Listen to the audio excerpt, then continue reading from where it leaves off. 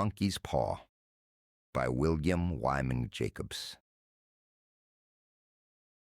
Without, the night was cold and wet, but in the small parlor of Lakesnam Villa, the blinds were drawn and the fire burned brightly. Father and son were at chess. The former, who possessed ideas about the game involving radical changes, putting his king into such sharp and unnecessary perils that even provoked comment from the white-haired old lady knitting placidly by the fire. "Hark at the wind," said Mr. White, who, having seen a fatal mistake after it was too late, was amply desirous of preventing his son from seeing it.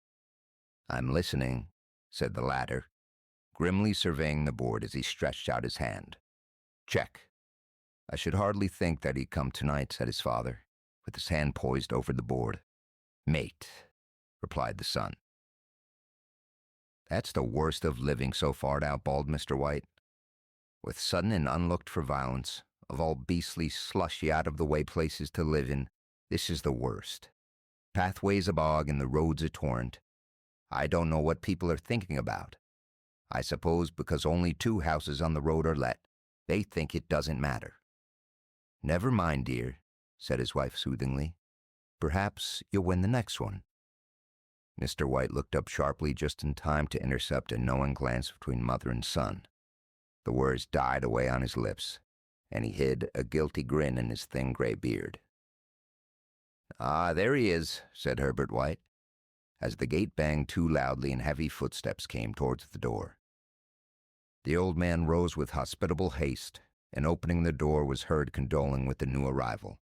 The new arrival also condoled with himself, so that Mrs. White said, "Tut, tut," and coughed gently as her husband entered the room, followed by a tall, burly man, beady of eye and rubicund visage. "Sergeant Major Morris," he said, introducing him. The sergeant major shook hands and, taking the proffered seat by the fire, watched contentedly while his host got out whiskey and tumblers and stood a small copper kettle on the fire. At the 3rd glass his eyes got brighter, and he began to talk, the little family circle regarding with eager interest this visitor from distant parts, as he squared his broad shoulders in the chair and spoke of strange scenes and doughty deeds, of wars and plagues and strange peoples. 21 years of it," said Mr. White, nodding at his wife and son. "When he went away, he was a slip of a youth in the warehouse. Now look at him."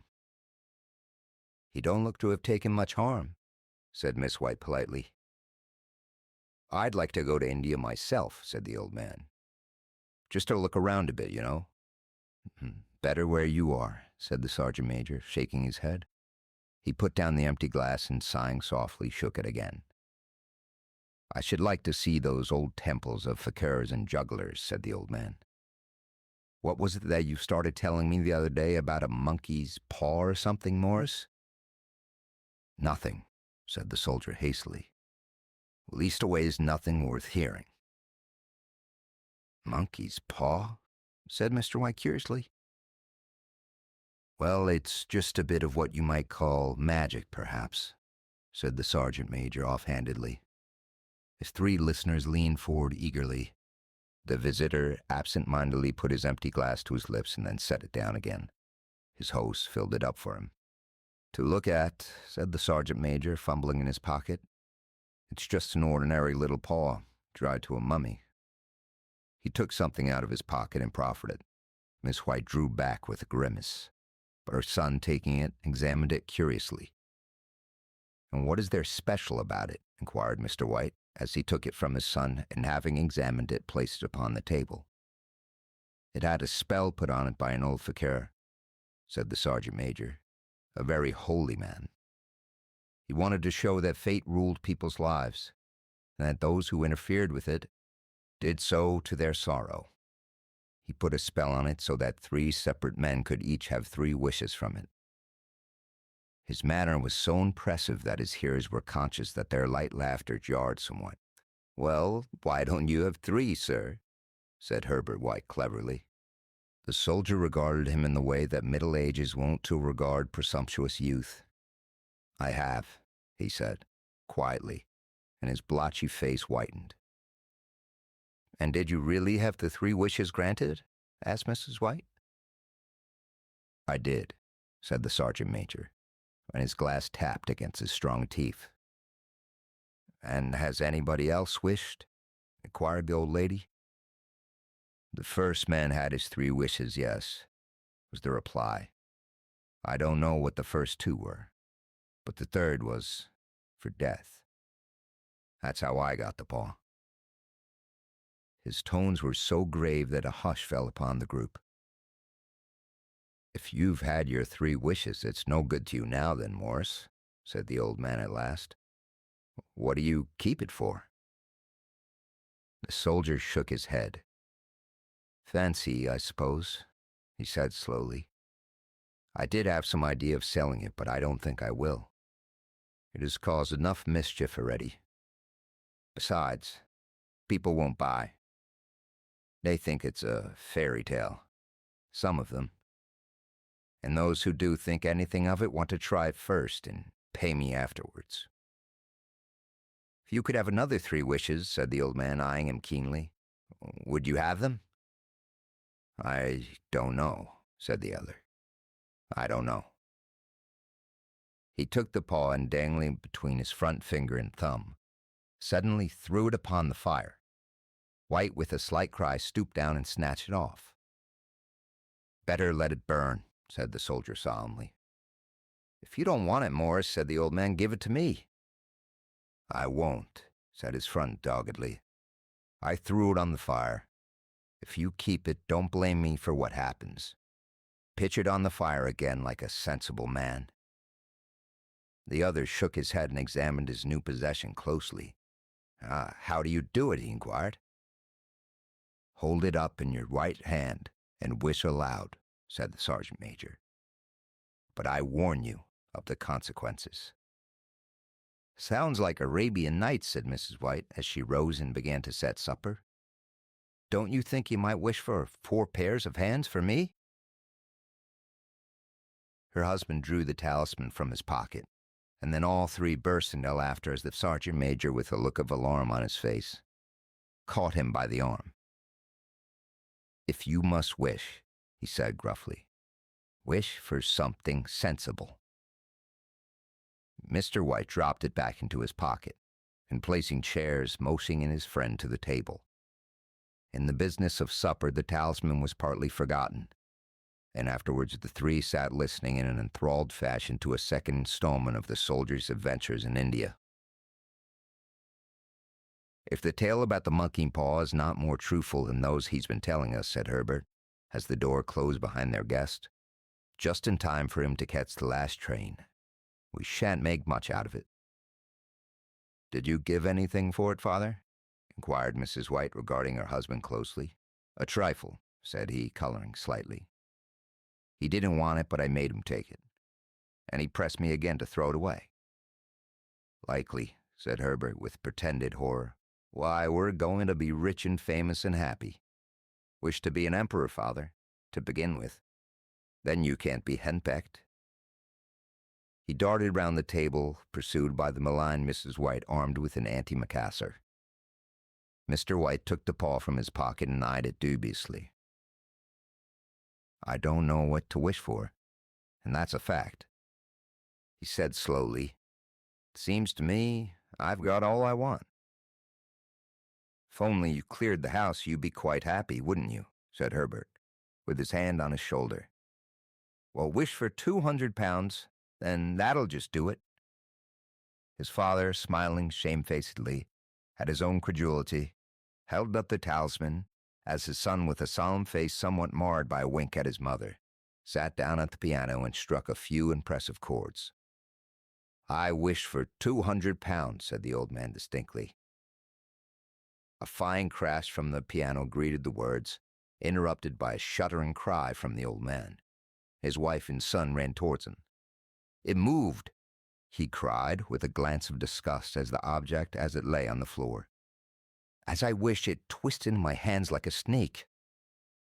Well, I don't see the money, said his son as he picked it up and placed it on the table. And I bet I never shall. It must have been your fancy, Father, said his wife, regarding him anxiously. He shook his head. "Never mind, though. There's no harm done. But it gave me a shock, all the same." They sat down by the fire again while the two men finished their pipes. Outside, the wind was higher than ever, and the old man started nervously at the sound of a door banging upstairs. A silence unusual and depressing settled upon all three, which lasted until the old couple rose to retire for the night. "I expect you'll find the cash tied up in a big bag in the middle of your bed," said Herbert, as he bade them good night, "and something horrible squatting up on top of the wardrobe watching you as you pocket your ill-gotten gains." In the brightness of the wintry sun next morning as it streamed over the breakfast table, Herbert laughed at his fears. There was an air of prosaic wholesomeness about the room which it had lacked on the previous night, and the dirty, shriveled little paw was pitched on the sideboard with a carelessness which betokened no great belief in its virtues. "I suppose all soldiers are the same," said Miss White. "The idea of our listening to such nonsense. How could wishes be granted in these days? And if they could, how could 200 pounds hurt you, father?" "Might drop on his head from the sky," said the frivolous Herbert. "Morris said that things happen so naturally," said his father, "that you might, if you so wished, attribute it to coincidence." "Well, don't break into the money before I come back," said Herbert as he rose from the table. "I'm afraid it'll turn you into a mean, avaricious man, and we shall have to disown you." His mother laughed and, following him to the door, watched him down the road, and returning to the breakfast table was very happy at the expense of her husband's credulity.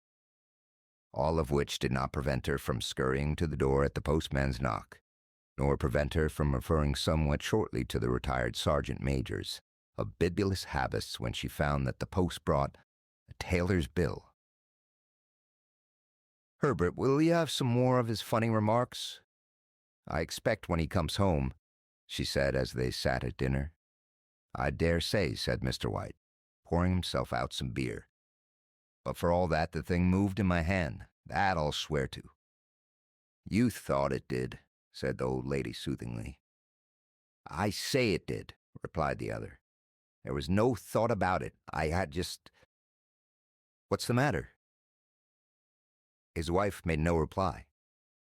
She was watching the mysterious movements of a man outside, who, peering in an undecided fashion at the house, appeared to be trying to make up his mind to enter.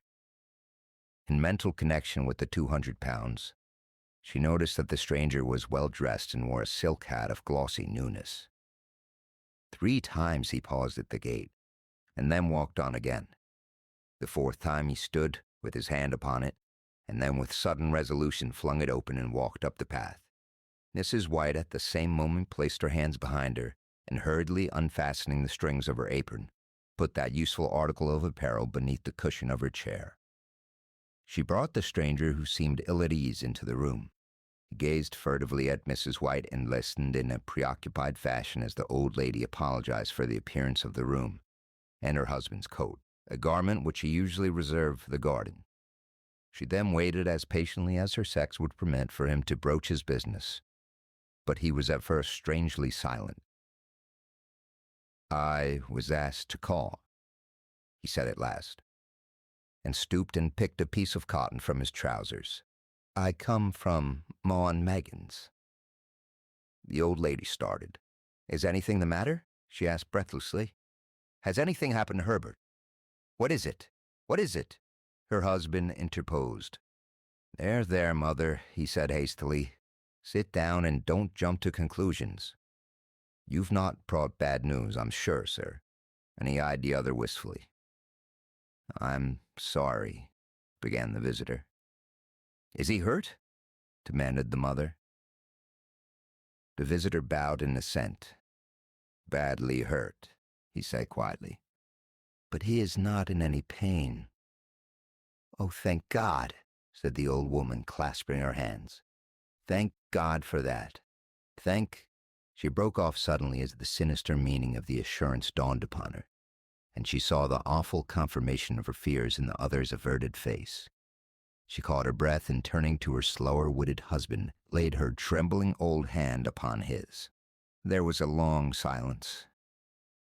He was caught in the machinery, said the visitor at length in a low voice. Caught in the machinery, repeated Mr. White in a dazed fashion. Yes. He sat staring blankly out the window, taking his wife's hand between his own, pressed it as he had been wont to do in their old courting days nearly 40 years before. He was the only one left to us, he said, turning gently to the visitor. It is hard. The other coughed and, rising, walked slowly to the window. The firm wish me to convey their sincere sympathy with you in your great loss, he said without looking round. I beg that you will understand. I am only their servant, and merely obeying orders. There was no reply. The old woman's face was white, her eyes staring and her breath inaudible. On the husband's face was such a look as his friend the sergeant might have carried into his first action. I was to say that Ma and Meggins disclaim all responsibility, continued the other. They admit no liability at all, but in consideration of your son's service, they wish to present you with a certain sum as compensation. Mr. White dropped his wife's hand, and rising to his feet, gazed with a look of horror at his visitor. His dry lips shaped the words, "How much?" £200, was the answer. Unconscious of his wife's shriek, the old man smiled faintly, put out his hands like a sightless man, and dropped a senseless heap to the floor. In the huge new cemetery, some 2 miles distant, the old people buried their dead, and came back to a house steeped in shadow and silence. It was all over so quickly that at first they could hardly realize it, and remained in a state of expectation as though of something else to happen. Something else which was to lighten his load, too heavy for their old hearts to bear. But the days passed and expectation gave place to resignation. The hopeless resignation of the old, sometimes miscalled apathy. Sometimes they hardly exchanged a word, for now they had nothing to talk about, and their days were long to weariness. It was about a week after that the old man, waking suddenly in the night, stretched out his hand and found himself alone. The room was in darkness, and the sound of subdued weeping came from the window. He raised himself in bed and listened. "Come back," he said tenderly. "It will be cold." "It is colder for my son," said the old woman, and wept afresh. The sound of her sobs died away on his ears. The bed was warm and his eyes heavy with sleep. He dozed fitfully, and then slept until a sudden wild cry from his wife awoke him with a start. "The monkey's paw!" she cried wildly.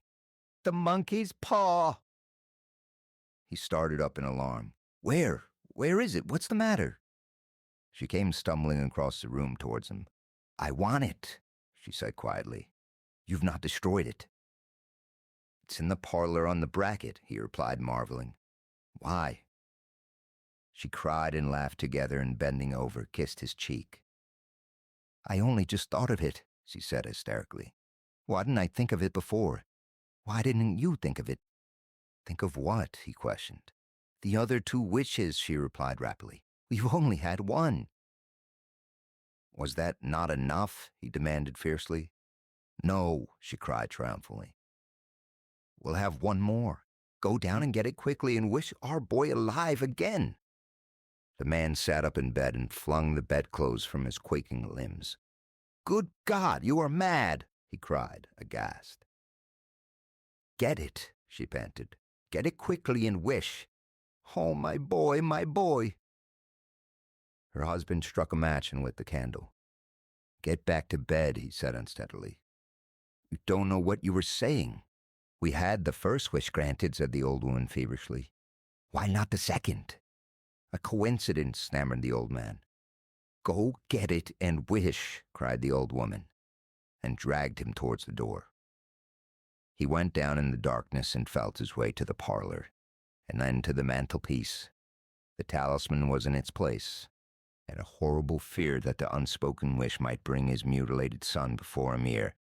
He could escape from the room seized upon him, and he caught his breath as he found he had lost the direction of the door. His brow cold with sweat, he felt his way round the table and groped along the wall until he found himself in the small passage with the unwholesome thing in his hand. Even his wife's face seemed changed as he entered the room. It was white and expectant, and to his fears seemed to have an unnatural look upon it. He was afraid of her. "Wish," she cried in a strong voice. "It is foolish and wicked," he faltered. "Wish," repeated his wife. He raised his hand. "I wish my son alive again." The talisman fell to the floor, and he regarded it shudderingly. Then he sank trembling into a chair as the old woman with burning eyes walked to the window and raised the blind. He sat until he was chilled with the cold, glancing occasionally at the figure of the old woman peering through the window.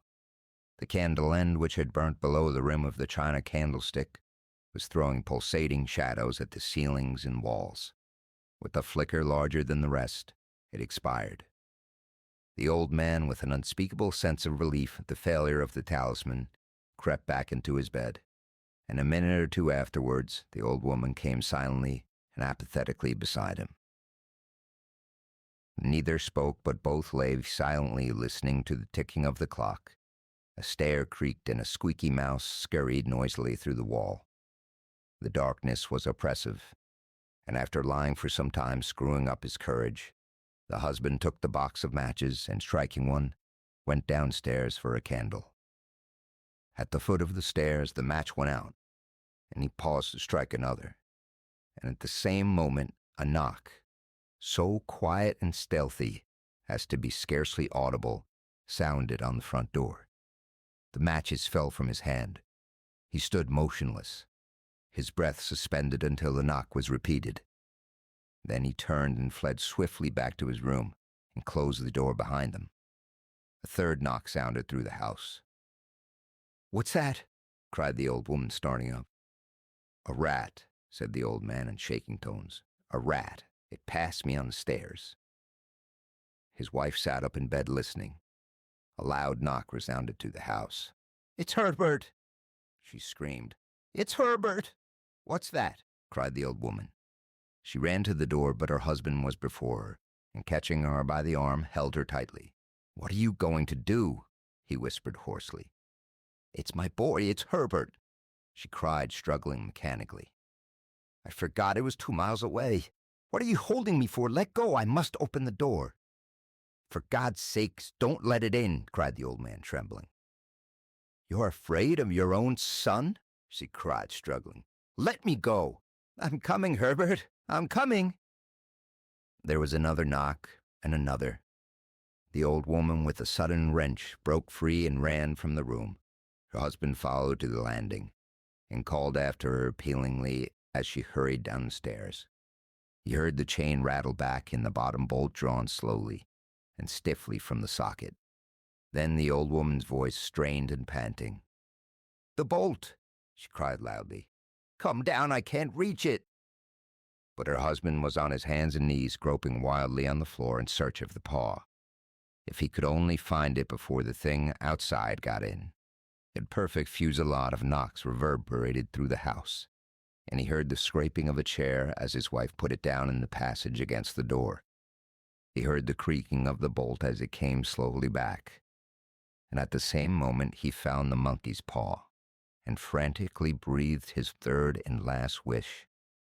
The knocking ceased suddenly, although the echoes of it were still in the house.